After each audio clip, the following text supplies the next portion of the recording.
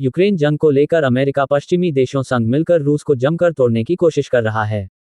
रूस के खिलाफ कई सारे प्रतिबंध लगा दिए गया है, लेकिन इन सब के बाद भी रूस के बजाय पश्चिमी देशों को ही इसका फर्क पड़ रहा है। अब रूस ने ऐसा जाल फेंका है जिसमें अमेरिका बुरी तरह फंस गया है। दरअसल रूस ने ये जाल तेल उत्पादक देश ओपेक के साथ मिलकर फेंका है। ओपेक नाम से प्रसिद्ध इस संगठन ने तेल उत्पादन में कटौती का ऐलान किया है। ऐसे में पहले से ही कम उत्पादन के कारण चरम पर पहुंचे तेल की कीमतों में और आग लगने का अनुमान है।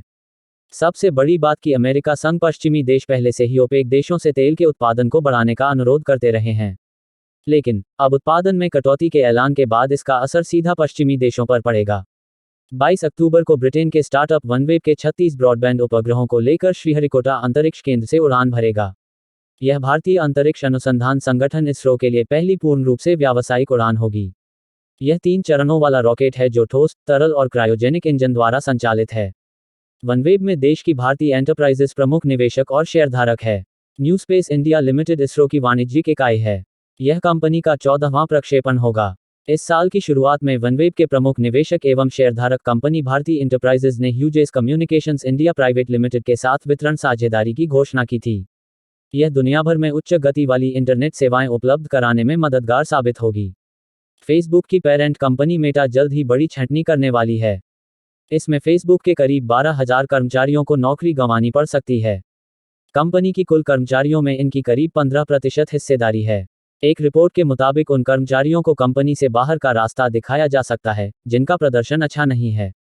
छंटनी की खबरें सामने आने के बाद मेटा के शेयर की कीमत $380 प्रति शेयर के उच्चतम स्तर पर पहुंच गई है।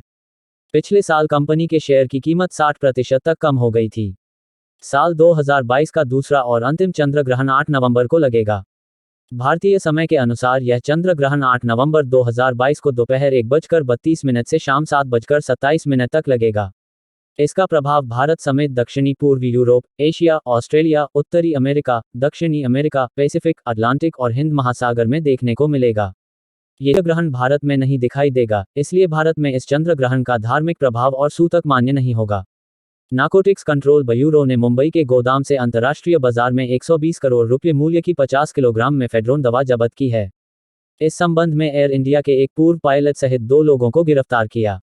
उत्तर प्रदेश में स्वास्थ्य सेवाओं को और रफ्तार मिलने वाली है। दरअसल योगी सरकार ग्रामीण और शहरी क्षेत्र में स्वास्थ्य इकाइयों में वृद्धि करने जा रही है, जिसके लिए प्रदेश में पहली बार ब्लॉक पब्लिक हेल्थ यूनिट बनेंगी। नेशनल हेल्थ मिशन NHM ने स्वास्थ्य की इस बड़ी योजना को मंजूरी प्रदान कर दी है।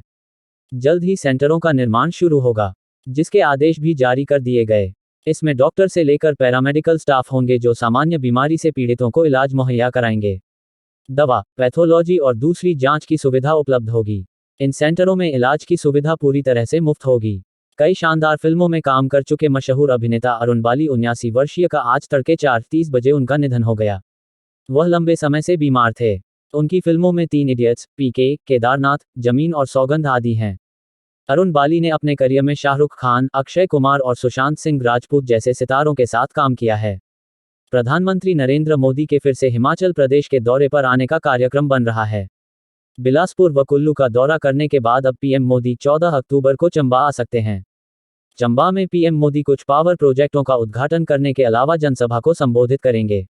अपने दौरे में प्रधानमंत्री प्रदेश को स्वीकृत बल्क ड्रग फार्मा पार्क की आधारशिला भी रख सकते हैं। दिल्ली के शराब घोटाले में छापेमारी का सिलसिला जारी है। आज प्रवर्तन निदेशालय ED ने दिल्ली समेत हैदराबाद और पंजाब में 35 ठिकानों पर छापेमारी की है। इससे पहले सितंबर महीने में ED की छापेमारी में अब तक शराब घोटाले में 2 लोगों को गिरफ्तार किया जा चुका है।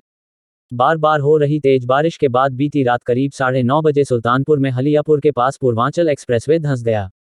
एक्सप्रेसवे पर 5 फीट की चौड़ाई में करीब 10 फीट गड्ढा हो गया। भारतीय मुद्रा रुपया आज ऐतिहासिक निचले स्तर पर गिर गया है और रुपये ने इतिहास में पहली बार ओपनिंग में डॉलर के मुकाबले 82 का स्तर भी तोड़ दिया है। रुपया आज शुरुआती कारोबार में 82.22 रुपया प्रति डॉलर के स्तर पर आ चुका है और इसमें 33 पैसे या 0.41% की जबरदस्त गिरावट दर्ज की गई है।